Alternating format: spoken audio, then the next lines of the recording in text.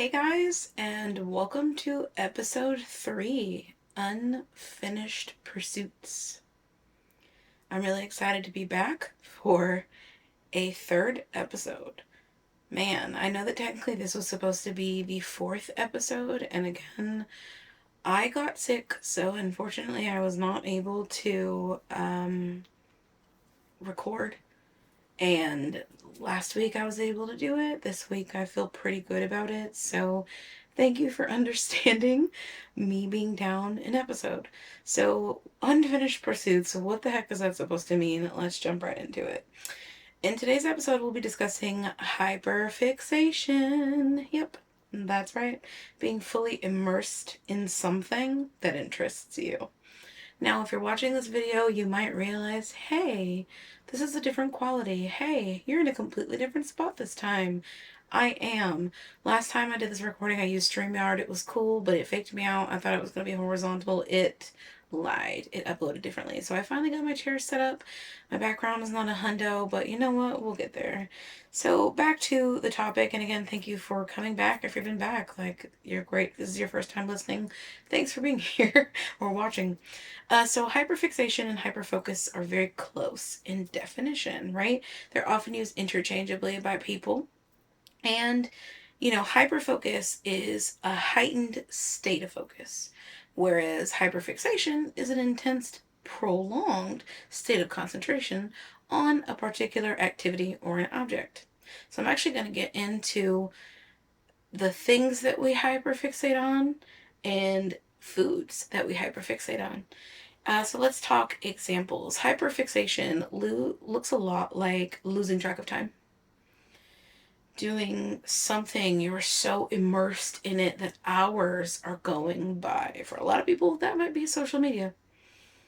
Being detached from your surroundings, not hearing things. You might start watching a TV show and someone has to call your name 4 or 5 times before you, ooh, someone is talking to me, right?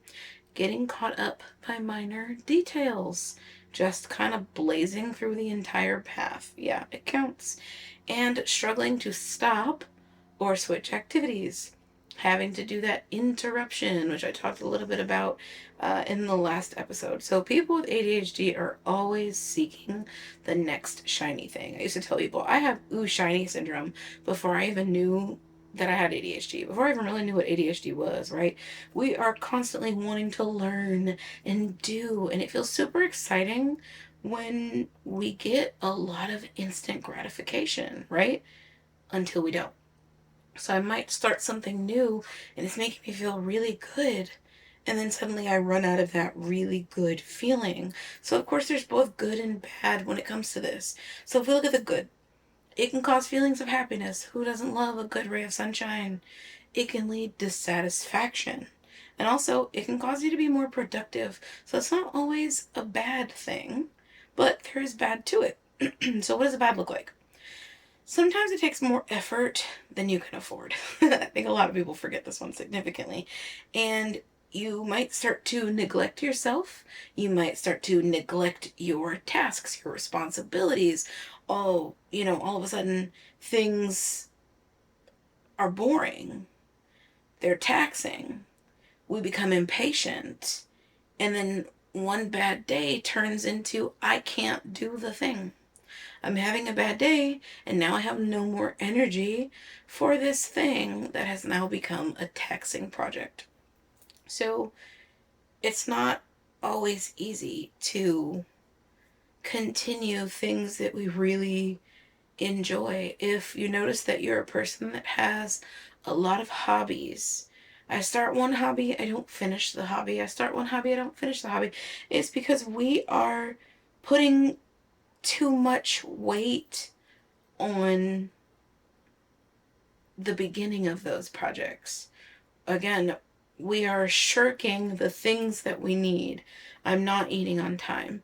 I'm not paying attention to making sure that I'm paying bills. I'm not paying attention to what time I'm supposed to pick a person up or have somebody come to my house or things like that.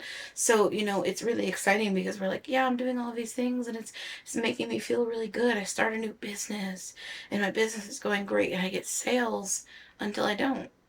Or I have my business and I'm making sales and everything is sold out. And now I have to go back individually one by one and put the prices back and put how many I have of each thing, or take new product pictures. And it all started really fun and really interesting, but now it's just hard. It's not fun anymore. I've run out of my steam because I gave too much of myself to the thing. Hopefully that resonates or that makes sense. You know, I have a lot of people tell me, I start all these different things. I love to do crafts. I start one craft, I move to another craft, I move to another craft, I move to another craft, and next thing you know, I don't finish any of them. That's because somewhere it got difficult and your brain said, nope, I don't do this anymore. It's too hard for me. So we'll talk shortly about how to combat that, how to be able to do the thing. In terms of food, hyperfixating might look like skipped meals. I kind of touched on that for a second. Forgetting to eat. And what happens when we forget to eat? We're now out of energy. So if a person begins binge eating, this means that they're overeating as a stress response or a way to cope with emotions. A lot of times it's strong emotions. They don't know what to do with it, so it turns into a comfort thing. So where do fixations with food come from? This might be because a person strongly prefers a texture. They strongly prefer a flavor. And when we do, we'll forget other stuff. I'm going to continue to eat this thing that's bringing me joy in the same way that we like joy for literally everything else, right? So, you know, picky eating, having difficulties with meal plan and prep because it's now become a taxing thing. So why? Why is it so damn hard? Honestly, stress. Emotional coping. Emotional association. Sometimes people put meaning to food. It becomes a comfort for them. Or they use it as a distraction, which I mentioned comfort a minute ago. But when I say comfort in this context, it might remind them of someone. It might remind them of a time. And they will continue to eat it or have it in whatever manner, right? Because it brings back that memory. And they might not even realize it. You know, hyper fixating on food, oftentimes it's because the person has difficulty with self-control, self-regulation, and, you know, executive function. Executive function, of course, is like time management, decision making, and obviously even certain foods can cause dopamine hits. So maybe it's easier and faster for me to pick up my favorite, and I struggle with time management. So I'm going to go for something quick and easy rather than the 5-course meal that I might be able to put together. Sometimes we order things like HelloFresh, and you're like, yeah, this is so great in the beginning. I'm making all these foods that I really like, and then all of a sudden we hit a wall, and I no longer have the ability to do it because of my lack of time management. Sometimes it's also decision making. They might give you 3-4 options for a week, and you're just not sure which one to pick. And then for other people who don't have those 3-4 options, you have no idea what to do for the week. So if you want to be a meal prepper, you want to plan for delicious foods because you've been seeing other people do it and it's just about time and you know that your body will thank you. It's not easy because I have to make that decision. In the last podcast, I talked about analysis paralysis, too many options. So I might ask some people, hey, do you have any recommendations for any foods? And now I have to look at that and I have to look at the ingredients and I have to go shopping. And now I'm overwhelmed because there's just so many doggone steps, right? And not enough dopamine, not enough instant gratification. So you might wonder, well, how do I work on that? If I'm the person that's dealing with getting stuck in an activity, getting stuck in a food, easy. The planner. And I know you're thinking, Bianca, I know you did not just say easy. I did. I did. And it's not easy to start. So let me just specify that. We talk a lot about things not being who we are yet, so it's not easy. But the steps to take to get started are easy. A lot of people don't like the idea of a planner. And I don't necessarily mean that you have to grab one of those that is the kind that you write in. For me, I use the Google Calendar and I sync it with my work calendar. If ever I have my nephew's concerts, if ever I have a hair appointment, if I have a nail appointment, if I have a lash appointment, whatever it is, if it's something fun or not, I'm going to put it on there because I'm making the plan to do something, right? So, okay, I mentioned the planner last week. I promise I'll get further into it as to why this is important and, specifically how to use it. Scheduling and creating healthy boundaries are just so important because if we don't create those boundaries, we're going to run all over them without realizing it. And that's how the burnout and the fatigue and all these things happen, where we no longer want to do the thing. I don't have it in me because I didn't create a healthy boundary. Remember those anchor activities that I talked about in the last podcast? Those are going to come in handy for this. So we can assign some things to those anchor activities. Those were eating, sleeping, working, right? We can take that new shiny activity and we can make it digestible. I can't say for sure that every one of my episodes is going to be connected to the one before it, but because we're just on this topic of ADHD right now, it's casually flowing. So you kind of need one in order to get to the other. So if you haven't listened to episode 2, definitely go do that because it gives you a better idea of how to start planning, and this is how to add things to that planning, right? So here's a good example of what a schedule might look like. If you say you get home, right? I have dinner. I can schedule 1 hour of the thing. Now, 1 hour might seem small for some of us. It might seem large for others, and it might seem just right, depending on who you are. If it's too much, do less.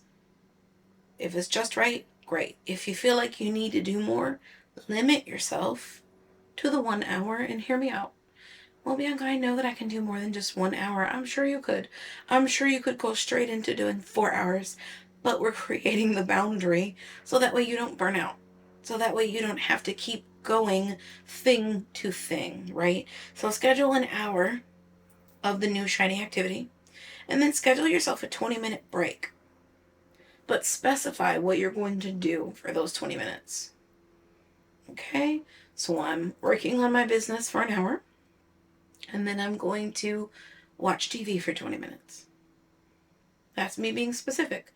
If I could be more specific for that hour, it might be I'm going to take product photos. And then I will post them to the website with the quantities of each. Whatever it is that your activity looks like. Maybe I'm going to draw for an hour. And however far I get, that's great. If I do some shading, wonderful. If I start to color it in a little bit, that's great.